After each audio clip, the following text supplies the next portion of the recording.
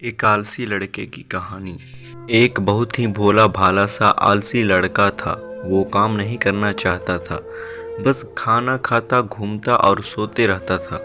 एक दिन उसे किसी ने बताया कि एक आश्रम है जहाँ पर कुछ नहीं करना पड़ता है और हर दिन 2 समय का खाना और नाश्ता मिलता है। तुम वहाँ जा कर के रहो। उस आलसी लड़के ने सोचा कि ये तो बहुत ही बढ़िया है और वो उस आश्रम में जाकर रहने को सोचा। और फिर वो भोला भाला आलसी लड़का अपना सारा सांसारिक जीवन छोड़कर उस आश्रम में जाकर रहने लगा। आश्रम में गुरुजी रहते थे। वो कुछ समय सबको प्रवचन देते हैं। वो आलसी लड़का सुनता था, बाकी समय आराम करता था और फिर भरपेट खाना खाकर सो जाता था। ऐसे ही उस लड़के का दिन गुजर गया। एक दिन उस आश्रम में कुछ भी नहीं बना। नाश्ते के समय नाश्ता नहीं मिला। उसने सोचा नाश्ता नहीं मिला, भोजन तो मिलेगा। अब भोजन के समय भी उसे भोजन नहीं मिला। लड़का दौड़ करके गुरुजी के पास गया और उसने पूछा कि आज भोजन क्यों नहीं बना। गुरुजी ने कहा कि बेटा, आज एकादशी है और जितने भी आश्रम के सदस्य हैं उनका उपवास है और तुम्हारा भी आज उपवास है। आज भोजन नहीं बनेगा। वो लड़का आलसी था और उसे भूख भी बहुत लगता था। उसने गुरुजी से बोला कि मैं उपवास नहीं रहूँगा, मुझे भूख लगी है, मैं खाना खाऊंगा। गुरुजी ने बोला ठीक है, जाओ भंडारे में से सामान लेकर के आओ और आश्रम में नहीं, बाहर ले जा कर के बना लो। लेकिन याद रखना, भोजन बनाने के बाद सबसे पहला भोग भगवान को लगाना और फिर तुम प्रसाद पाना। वो लड़का बोला ठीक है और फिर अनाज लेकर नदी की ओर पहुंचा। भोजन पकाने लगा, तैयार हुआ। उसके बाद कहने लगा कि भगवान श्री राम आइए, पधारिए, भोग लगाइए। अब जब उसे लगा कि भगवान तो आ नहीं रहे हैं, तो फिर कहने लगा कि मुझे मालूम है आपको तो अच्छा खाने की आदत है, मैं बना नहीं पाया और मुझे अच्छा भोजन बनाने भी नहीं आता, लेकिन जो भी रूखा सूखा बना है आकर खा लीजिए। भगवान श्री राम उसकी सरलता पर बहुत ही प्रसन्न हुए और उस लड़के को दर्शन दे दिए। उसने देखा कि भगवान श्री राम आए हुए हैं और उनके साथ में माता सीता भी आई हुई है। लेकिन लड़के ने सिर्फ 2 लोगों के लिए ही भोजन बनाया था, एक अपने लिए और दूसरा भगवान के लिए।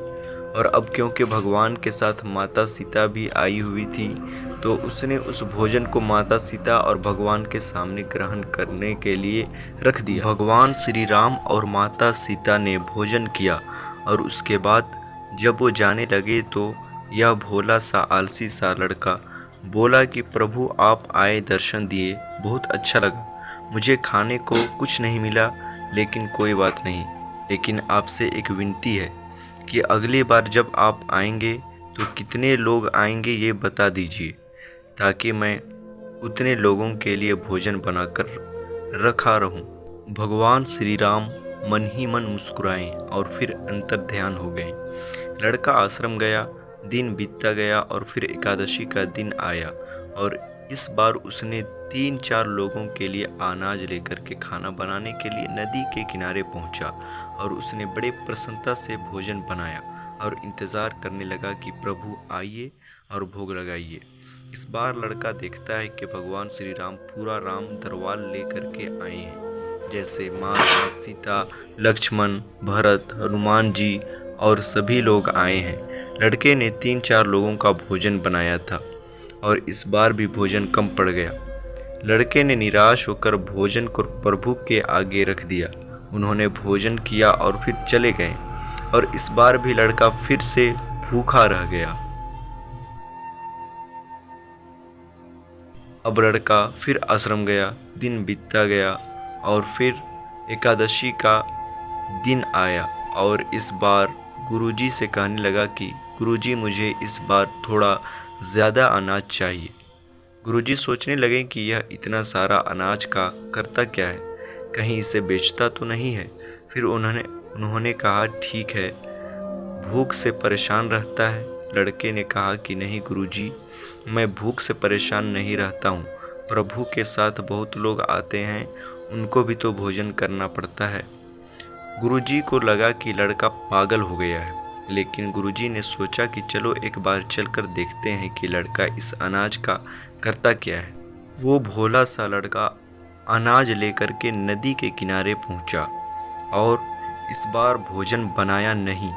उसने सोचा कि प्रभु हर बार ज़्यादा लोगों को लेकर के आते हैं, इस बार वो जितने भी आएंगे खुद बना करके भोग लगा लेंगे और फिर प्रेम से प्रभु को बुलाने लगा। गुरुजी ये सब छुप कर देख रहे थे कि ये भोजन तो बनाया नहीं और प्रभु को बुला रहा है। लेकिन लड़के ने देखा कि इस बार प्रभु के साथ बहुत से लोग आए हुए हैं, तो उसने प्रभु के सामने हाथ जोड़ करके कहा कि प्रभु माफ़ करना, आप बहुत सारे लोग आते हो, मुझे संख्या पता नहीं होती है और मेरी हिम्मत भी नहीं होती है कि इतने सारे लोगों के लिए भोजन बनाऊं। आप स्वयं आइए, बनाइए, खाइए और भोग लगाइए।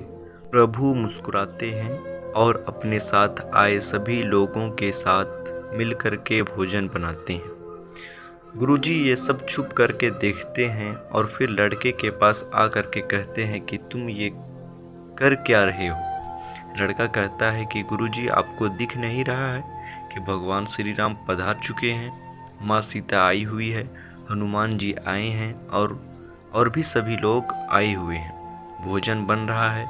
गुरुजी ने बोला कि पागल हो गया है, मुझे तो कोई दिख नहीं रहा है। लड़का गुस्सा हो गया और बोला, प्रभु आप ये क्या कर रहे हो? एक तो मुझे भूखा रखा है और गुरुजी को दर्शन नहीं दे रहे हो, जो मुझे पागल समझ रहे हैं। कृपा करके गुरुजी को दिख जाओ। भगवान बोले, नहीं, मैं इन्हें नहीं दिख सकता। लड़का बोला, क्यों नहीं दिख सकते? मेरे गुरुजी तो बहुत महान हैं, बहुत बड़े ज्ञानी और ज्ञाता हैं। भगवान बोले, हाँ ज्ञानी और ज्ञाता होंगे, लेकिन तुम्हारी तरह सरल नहीं है। जो सरलता तुम में है वो तुम्हारे गुरुजी में नहीं है।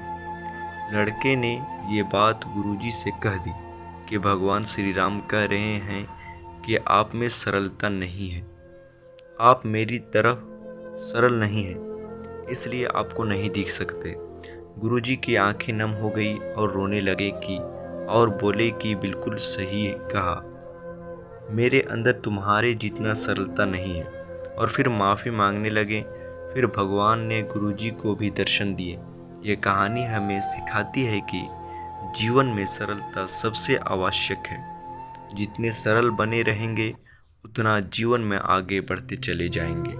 जब आप सरल होते हैं तो आप खुद भी मुस्कुराते हैं और दूसरों को भी मुस्कुराने की वजह देते हैं।